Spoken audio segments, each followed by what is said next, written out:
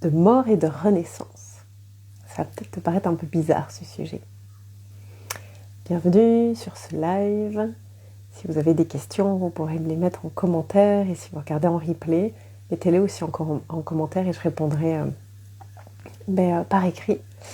Pourquoi j'ai envie de parler de ce sujet ? C'est un sujet qui revient pas mal en ce moment, dont j'ai discuté avec différentes personnes et je me suis dit que ça pouvait être intéressant de venir le partager ici aussi. Je ne sais pas si tu as déjà remarqué, mais en fait, au cours d'une vie, on vit tous des deuils. Alors bien sûr, quand on parle de deuil, on pense à la mort de quelqu'un, et bien sûr, c'est les plus gros deuils qu'on vit. Et en même temps, on vit tous d'autres deuils. Un deuil, ça peut être le deuil d'une relation amoureuse. Que ça soit toi qui quittes quelqu'un ou que tu te fasses quitter, c'est un deuil à faire. Et ça peut prendre du temps. Parce que voilà, un deuil, en fonction de chacun, en fonction de l'intensité, ça va prendre plus ou moins de temps. Maintenant, il y a aussi d'autres deuils. Et notamment les deuils plutôt, on va dire, de type identitaire. Et tu en as certainement déjà vécu, mais peut-être que tu t'en es pas rendu compte. On utilise souvent le mot « je suis ». Je suis une femme, je suis maman, je suis employée, je suis malade. Mais derrière le mot et le verbe « je suis », c'est notre identité en fait. Donc si tu répètes tous les jours, plusieurs fois par jour « je suis malade », c'est comme si une partie de toi s'identifiait à la maladie et à cette partie-là. Donc c'est hyper important quand on utilise le mot « je suis » de faire attention à ce qu'on va mettre derrière.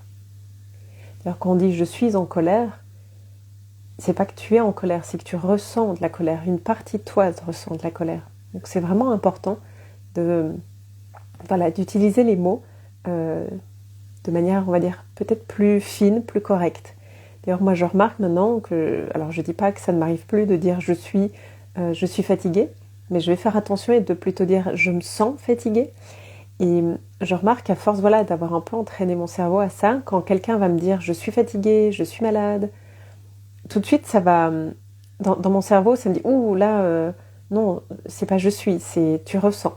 Donc c'est vraiment intéressant de voir comme le cerveau, on peut vraiment le remodeler pour l'utiliser de la meilleure manière qui soit et éviter ce genre de mot qui n'est pas utilisé toujours à bon escient.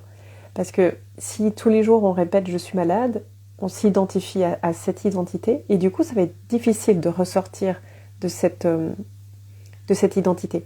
Car c'est comme si à chaque fois on vivait des petites morts. Par exemple, moi quand j'ai vécu le burn-out, j'avais pas toute cette conscience, donc certainement qu'à l'époque je disais je suis fatiguée, je suis en burn-out. Et après, moi avant je vivais, je travaillais comme ingénieur, donc je disais certainement aussi à l'époque je suis ingénieur. Et le jour où j'ai tout quitté, où j'ai rendu mon C4 médical, c'était comme, en fait, je l'ai vécu vraiment comme une petite mort, parce que je passais vraiment d'un monde à l'autre, je passais d'une identité à l'autre. Et du coup, c'est des moments qui sont inconfortables, qui sont pas toujours agréables à vivre. Donc c'est hyper important de faire attention à tout ce que tu mets derrière le mot « je suis ».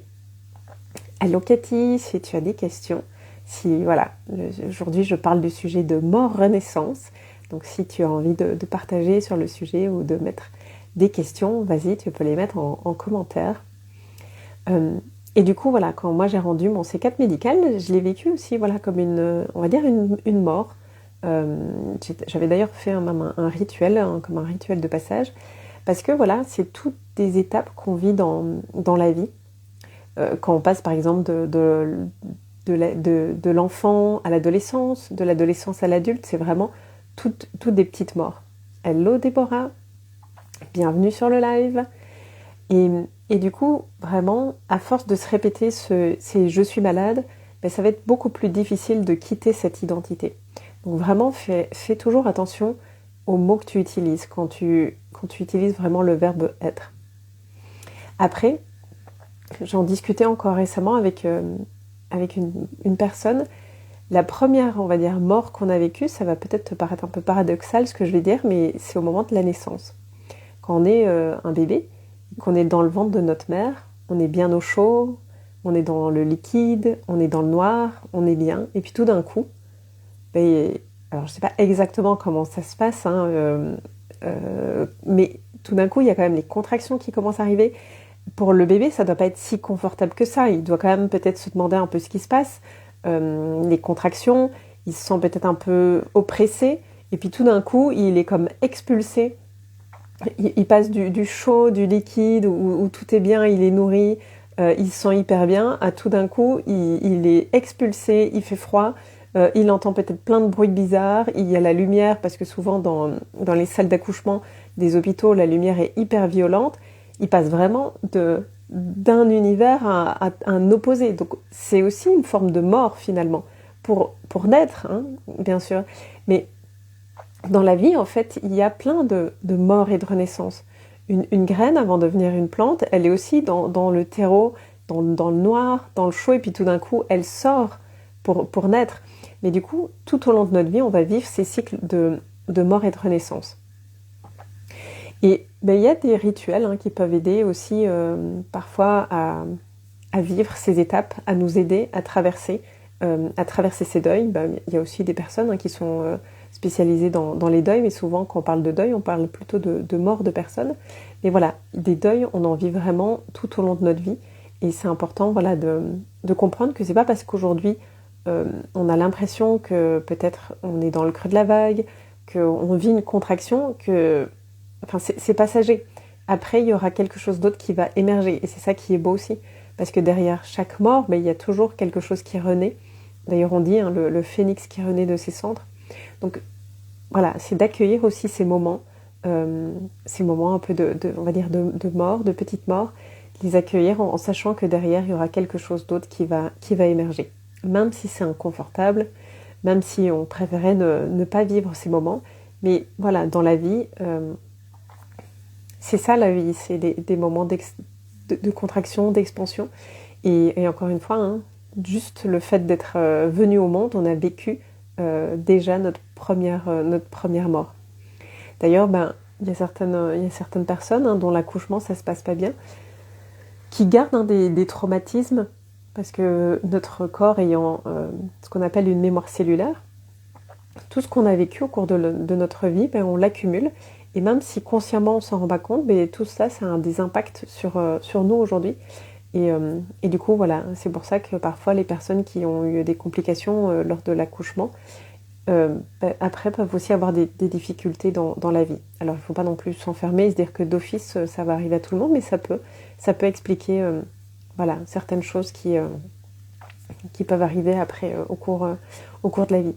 Et moi, ma toute première retraite, j'ai justement vécu ce qu'on appelle un rebirth dans le désert. C'était vraiment assez impressionnant à vivre et intense.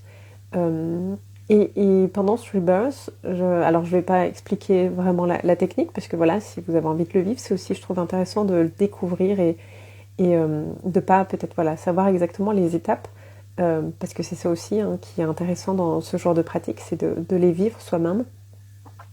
Mais au tout début, en fait, c'est comme si je m'étais reconnectée à moi, vraiment fœtus, dans le ventre de ma mère.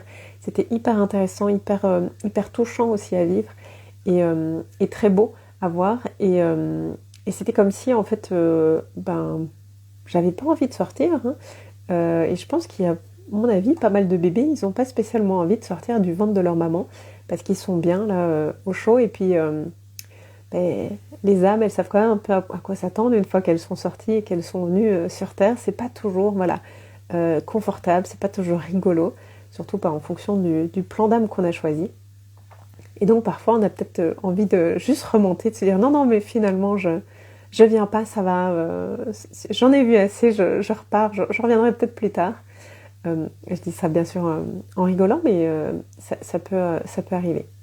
Donc voilà, c'était mon petit partage pour aujourd'hui, de vous inviter à réfléchir peut-être à toutes les petites morts que tu as vécues au cours de ta vie, et du coup les renaissances qu'il y a eu derrière. Parce que comme je te disais, par exemple, moi quand j'ai rendu mon C4 médical, bien sûr c'était la mort de toutes ces années d'études. J'avais quand même vécu plus de 10 ans dans ce monde de la construction. Et là je passais dans un tout autre monde. Mais c'était pour une plus belle renaissance, une vie plus épanouie, plus alignée avec ce que j'avais envie, avec les désirs de mon âme. Donc voilà. il y a pour moi toujours un cadeau derrière, même si encore une fois c'est pas toujours c'est pas toujours confortable. Donc voilà, je t'invite à réfléchir à tous ces petits deuils que tu as vécu au cours de ta vie. Et éventuellement, comme je te disais, hein, ça peut aider parfois de faire des rituels pour vraiment passer d'une étape à l'autre et de te faire accompagner si tu le sens et si tu en ressens le besoin. Et si tu as envie de prendre soin de toi, alors on ne fera pas de rituel de rebirth. Et en même temps, je sais que dans les retraites, il se passe toujours plein de choses. J'en ai vécu plusieurs et à chaque fois, je trouve qu'on se sent grandi de ces espaces. On se sent rechargé, reboosté, même si ça ne dure que quelques jours. C'est toujours très intense. Donc si tu ressens l'appel, je t'invite à nous rejoindre à la retraite bien-être et reconnexion qui aura lieu à Ivoire du 23 au 25 mai. Les premières places sont déjà parties. Il est encore temps de s'inscrire, même si ça approche. Je me réjouis de partager ce moment avec toi, de t'accompagner pour te reconnecter à toi, à ton corps, à la nature, à ton enfant intérieur. Il y a plusieurs ateliers qui sont prévus. Il y aura notamment une activation Kundalini et des surprises, parce que j'aime les surprises et te faire, des surprises. Si tu as des questions, tu peux m'écrire, on peut échanger aussi. Je me ferai un plaisir d'échanger avec toi. Je te souhaite une belle journée, je te dis à très vite.